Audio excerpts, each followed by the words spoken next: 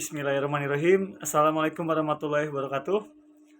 Kembali lagi bersama saya Randy Dwi Saputra. Di video pembelajaran kali ini saya akan membahas tentang beberapa cara berjualan atau activity ya teman-teman ya. Mungkin di video sebelumnya yang udah nonton ada banyak cara atau tahapan atau tips untuk beberapa cara berjualan di bidang jasa. Misalnya properti ya teman-teman ya. Nah teman-teman, eh, mungkin untuk kenapa sih tadi dibilang di bidang jasa? Jadi pada saat kita melakukan negosiasi dengan customer atau pada saat kita melakukan follow up dengan customer, nah customer itu selain melihat produk kita, tapi melihat pribadi kitanya teman-teman. Nah yang dimaksud pribadi kita itu dari attitude-nya, sopan santun dan juga tata keramanya teman-teman. Itu bisa diterima atau tidaknya, cocok atau tidaknya, atau konsumen itu merasa puas atau tidaknya teman-teman.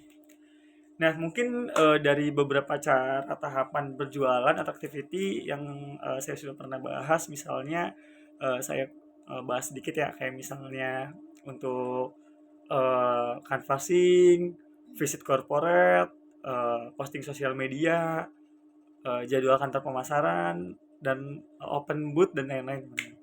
Nah, di sini saya akan sedikit membahas lebih dalam mengenai canvassing ya, teman-teman ya.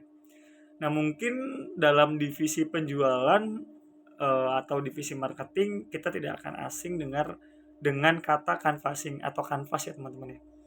Nah, kenapa sih canvas itu eh, bisa dibilang cukup penting teman-teman untuk peran berjualan? Karena yang pertama pada saat kita canvas itu kita bisa bertemu banyak orang teman-teman. Itu canvas itu bisa di mana aja teman-teman ya. Salah satunya di tempat keramaian atau potensi misalnya Car Free Day atau acara-acara tertentu teman-teman. Nah, mungkin untuk yang diperhatikan untuk kanvas itu yang pertama lokasi. Nah, lokasi itu tepat sasaran atau tidak, potensi atau tidaknya, ramai atau tidaknya teman-teman. Nah, jadi kita harus bisa melihat nih potensi pangsa pasar tersebut. Nah, yang kedua di jam-jam kanvas teman-teman.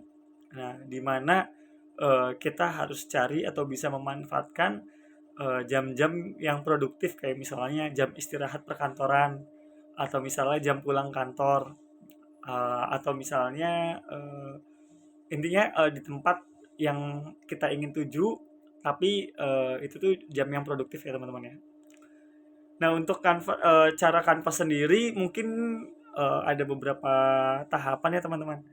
Yang pertama sebelum kita membagi brosur kita harus bisa dibilang basa-basi atau perkenalan.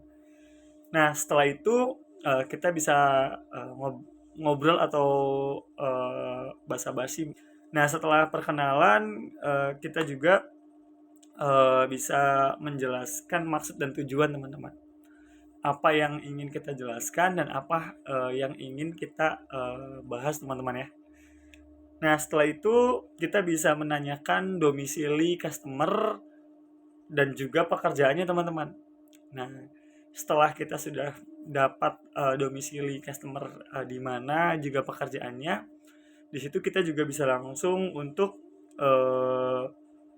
mendekati lebih detail atau bisa dibilang misalnya kita meminta nomor handphone ya teman-teman ya. Jadi pada saat kita sudah ngobrol dan customer itu minat atau kan kita bisa melihat nih mana customer yang tertarik, mana customer yang tidak, mana customer yang prospek dan hot prospek.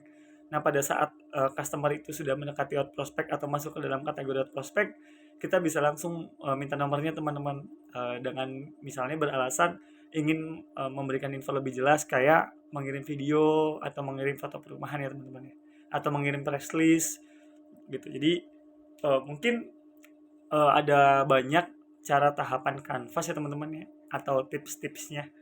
Mungkin yang belum nonton di video saya sebelumnya, di situ juga udah saya bahas ya mengenai beberapa activity atau tips tahapan untuk berjualan ya teman-teman. Nah, yang paling penting ya teman-teman di video ini untuk divisi kita atau penjualan itu yang pertama itu yang tadi saya bilang attitude, yang keduanya itu konsisten ya teman-teman ya, dan yang ketiganya jangan takut gagal gitu. Jadi pada saat kita gagal di percobaan pertama, kita harus terus mencoba teman-teman. Dan kalau kita memang sudah konsisten, activity kita udah jalan, prospekan dan prospek kita juga udah cukup banyak, insya Allah booking akan mengikuti teman-teman. Mungkin untuk video pembelajaran kali ini cukup sekian ya teman-teman ya. Kurang lebihnya saya mohon maaf. Assalamualaikum warahmatullahi wabarakatuh.